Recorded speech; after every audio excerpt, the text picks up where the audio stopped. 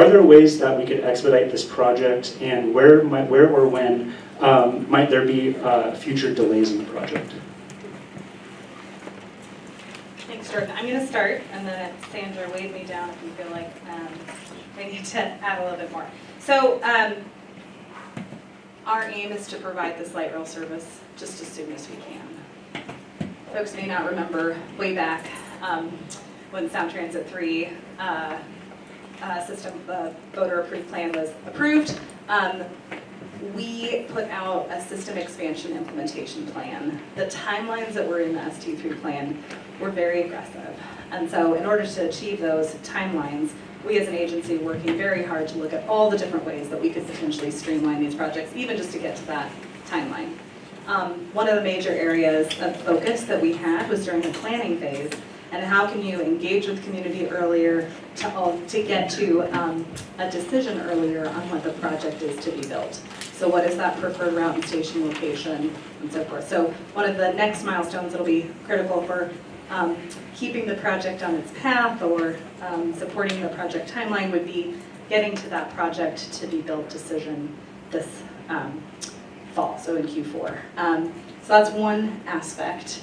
I think beyond that, we have opportunities, and we are working very closely with our partners at the City of Seattle on opportunities to streamline the permitting process for the project. Naturally, this is a very large and complex project, and we've been working for quite a long time with the City of Seattle on how we could potentially streamline that process. We talked a little bit about that during our station planning engagement earlier this year. That's a really important component of how we might be able to streamline the process. The construction component, Sandra, I think this is fair. It takes a certain amount of time. There's ways potentially that we could try to look for opportunities to accelerate. Once we have a contractor on board, the final designer, we might be able to identify more of those types of opportunities. But these are the ones that are really near term that are coming to us. In terms of potential delays that could occur, do you want to speak to that for just a moment? So Lita spoke of some of the potential delays in the environmental and planning phase, which some delays have already been incurred through the COVID pandemic, for instance, and some of the coordination that wasn't able to occur quite as quickly. Moving into beyond the environmental process, however, permitting can be challenging, and as Lita also mentioned, we are working with the City of Seattle very closely to try to streamline the permitting process, but there are always unknowns as we get into that, and little changes here and there that could cause some delays. So I'm just identifying some of the risks that that the team has identified through the planning process and is continuing to try to manage as we continue to move forward and avoid further risk. There are risks that can happen during the construction process. We know what we know. We're only at about 30% design, and there's still a lot of design to happen. And once we have a contractor on board, or contractors on board, we will learn a lot more, and they will bring more tools and more knowledge to the process and the design to design the project. And we'll do more exploration. For instance, some of you may have seen that we've done some field work. There have been some geotechnical borings that have taken place along the corridor. Only some though, and we've only been able to do so much of that without knowing what the project to be built is.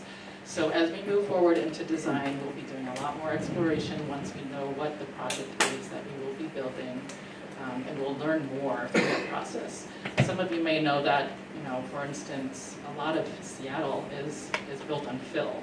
So we know there are utilities underground. There are a lot of things underground that we don't know that much about yet. So as we get into construction, we'll learn more, and it's hard to anticipate all the things we might find underground, but we are doing everything we can now and then through the design phase to learn more. But those are some of the kinds of risks to schedule that we may see as we move forward. Thank you. So you all touched on the preferred alternative as it's been currently identified. You also mentioned that in the final EIS, there will be other alternatives included that will be discussed within the body of that document. Just generally speaking, what criteria are used when Sound Transit staff is making recommendations to the board? And do those criteria align with what the board uses to actually make their decision? Sure. So as part of the environmental process, of course, we are looking at a whole host of criteria. How the project affects the transportation environment, so how you move around, traffic, potential displacements, residential, business, community, services, all of those things. We also hear from community a lot about what matters to them, and that can be different in different places. Of course, we also look at things like cost and schedule. All of these are very important in the process. I will admit here that Sound Transit staff providing a recommendation to the board is new for us. It's been done in limited cases so far.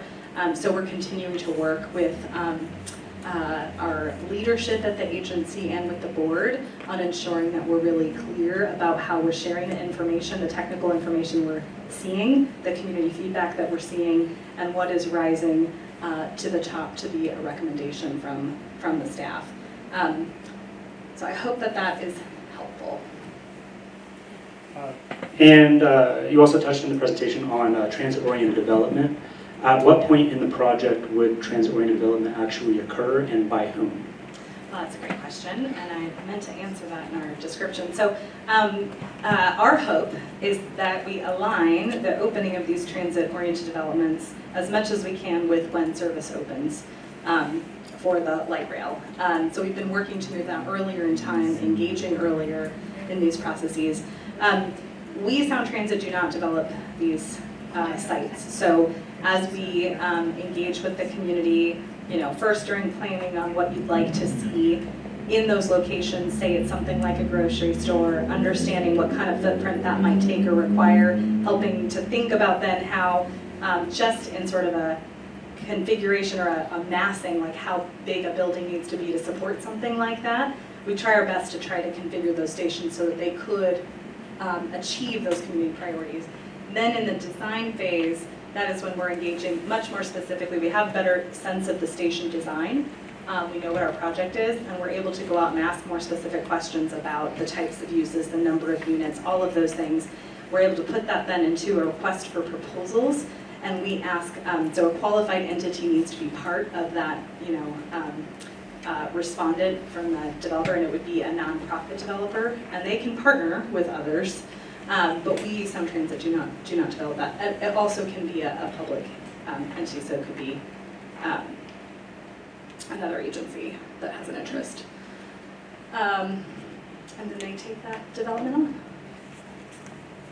Okay, thank you. Also in the presentation, there were some illustrations of the station locations. Could you offer some specificity as to what the stations would be replacing? Like what's currently there? Sure. So to be more explicit, of course, as we're building light rail and we're building the stations, there are businesses and there are residences in these locations that we will be working with through our acquisition and relocation program, of course. I think I would probably need to pull up a map and point around as to what is specifically under each of those stations right now. I don't know if you want us to do that. I mean, that is all included in our... Yes. Let's see.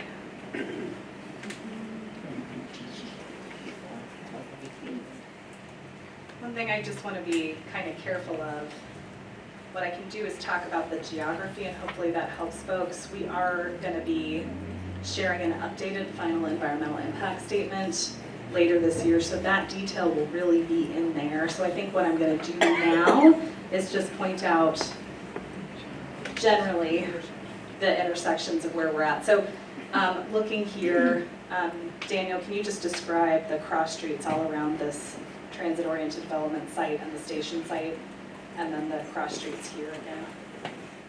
Sure, yeah. It's Alaska Street It's here. there. 41st and 42nd on either side of that site.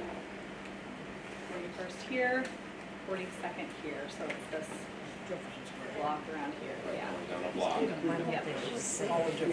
Jefferson Square.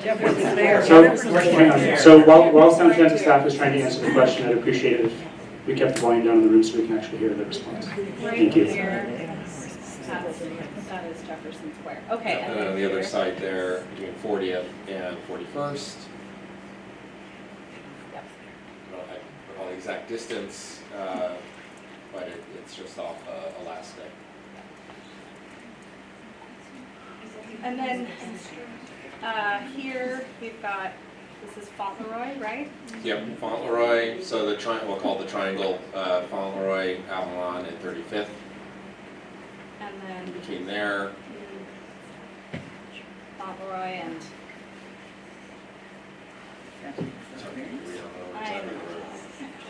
and then and 36, that's Fauntleroy 36, and then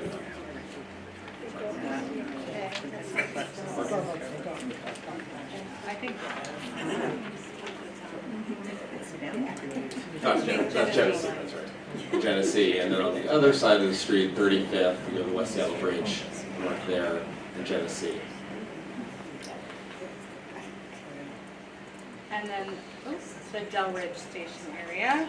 Yep, the station itself, Delridge, Andover, and Charlestown. So here's Delridge and Andover. Yeah. And Charlestown, which is kind of This right quasi-private. Yeah, and it goes up to 23rd. here. Yes. So what we just walked through, of course, are the general station locations that we're looking at. I apologize, we didn't come prepared to speak about every property that is impacted by the project. That information will be in the final It is being EIS. updated. It for is the being final EIS, updated, that's why we and don't know. anybody who will be affected will receive a notice so that you're aware that in advance of the publication of the final EIS. So again, as you see, we weren't really prepared to talk about go property by property, but you can see at least the locations of our station areas, and you can see what businesses, for instance, would be displaced by each of these station areas if you're very familiar with the area.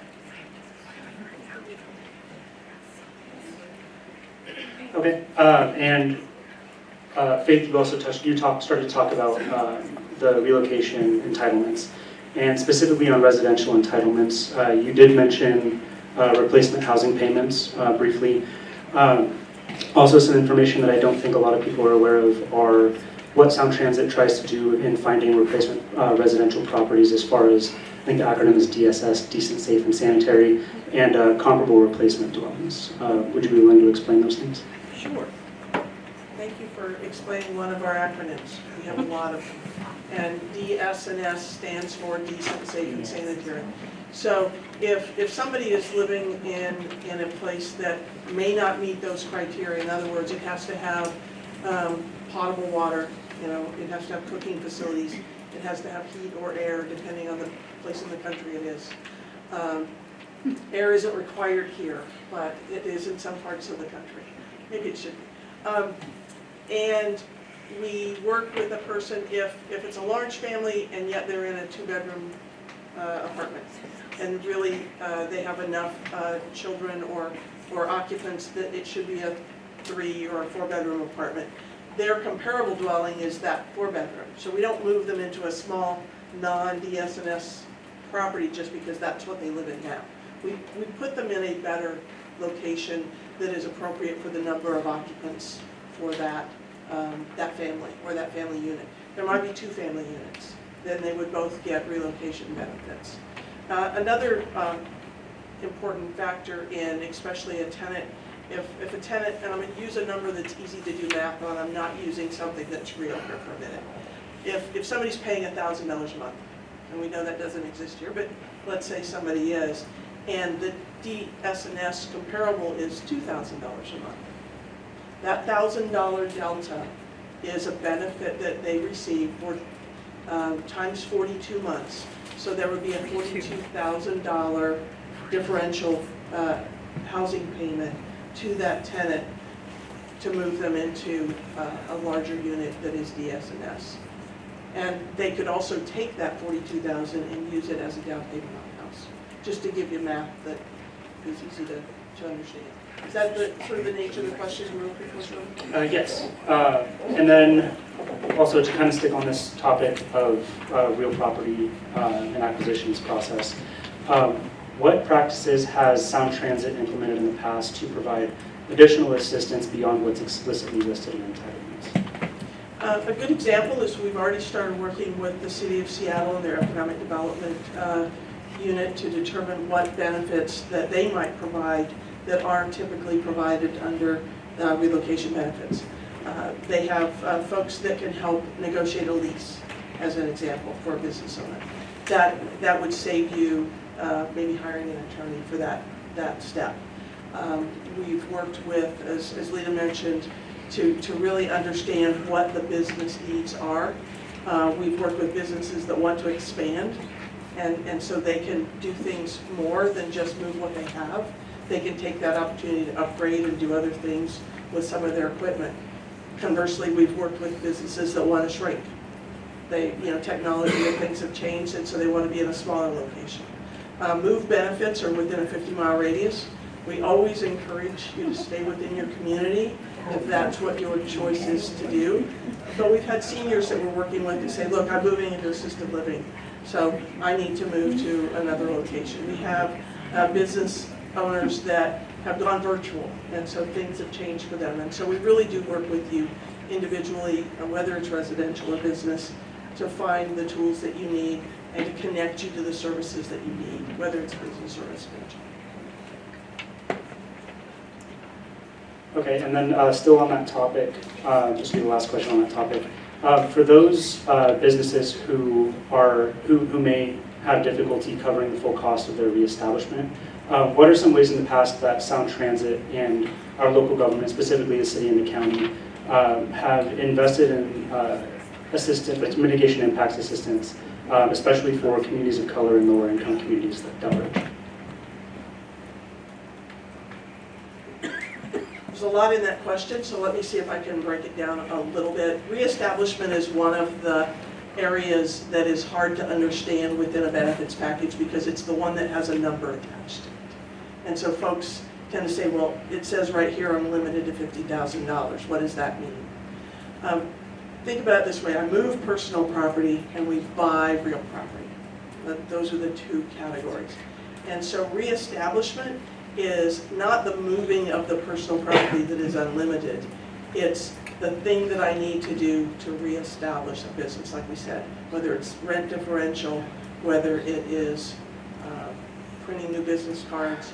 Those are in a limited category. We really try to work closely with each displaced business to put as much as we can in the unlimited category. And Jordan, may I use the toilet example that you and I have used? Yeah, of course. Because Jordan and I have had many a conversation about moving small people toilets. And there are a lot of small people toilets at a daycare center. And so typically that's attached to the real estate. And you would say, well, that's real estate. Why real estate? Well, I have the ability to say I can unhook that small toilet and I can move it to a new location and then I can rehook it, including the plumbing it needs to rehook it, as an unlimited move expense. So even though it feels like part of the real estate, because when you sell your house, the toilet goes with the house, right? Well, in the case of something like a unique setting, a daycare center, where they have small people toilets, we can actually move that into a move category and move that as the unlimited. And if we need to reinforce the wall to attach that toilet to, that's part of that move expense. Now, building a brand new wall is part of the real estate. When you move out, you don't move the wall. The wall stays as part of the capital. And so if we need to put a demising wall that becomes part of real estate, that's a reestablishment. So it's very nuanced, it's very complicated, and we try to make it simple and move as many things as we can into that unlimited move box. Okay, and just to follow up on that, this might be a question for the broader panel, is like, just for example, back in the early 2000s, there were investments made into the Rainier Valley community as the project for the Sound Transit projects were moving through that community. Would investments like what was done in the Rainier Valley be something that community should negotiate with the Sound Transit Board, with local politicians? Is that something that Sound Transit staff could advise on the board, advise to the board? How might that process work? So Sound Transit has a set of resources, and as Faith mentioned, we are working to maximize those. There are opportunities, and we'll continue to look for them, where there might be an opportunity to leverage City of Seattle or other partner resources to bring to the table to support communities. The case in the Rainier Valley, or these sort of potential funds that go beyond what Sound Transit has at our disposal, that's something that is not within our pay grade here, but certainly could connect you to folks who've been involved with that effort. It is something that would not come from Sound Transit, but from others. So. Okay, now just one final question from myself. How can the community continue to be engaged in the process through service delivery? Oh, that's a great question, Jordan. We look forward to continuing to engage folks. So there is an email address here. There's also a website, westseattlelink.participate.online, which is our online open house that stays live. So that's a great place to look and check in on the project. We also have an email update that we send out judiciously, but we flag any opportunities there are to engage project milestones as they arrive. So that's a good resource to tap into. We also have myself, Phoebe Wu is our engagement lead. We have staff that we will continue to be available to engage with folks. Any follow-up conversations from today, we are happy to set those up if that would be helpful for anyone. I mentioned in the presentation a number of potential opportunities to things that we will be engaging on as we enter into final design, transit-oriented development, more of that design around the stations, for example, the access projects that we move forward with our partners, and of course engaging in pre-construction planning, how we can ensure that we are mitigating and reducing and supporting communities through the construction process. So lots of substantive things to continue to engage on, and different resources online, phone number, people, etc. Okay, so that's my part of the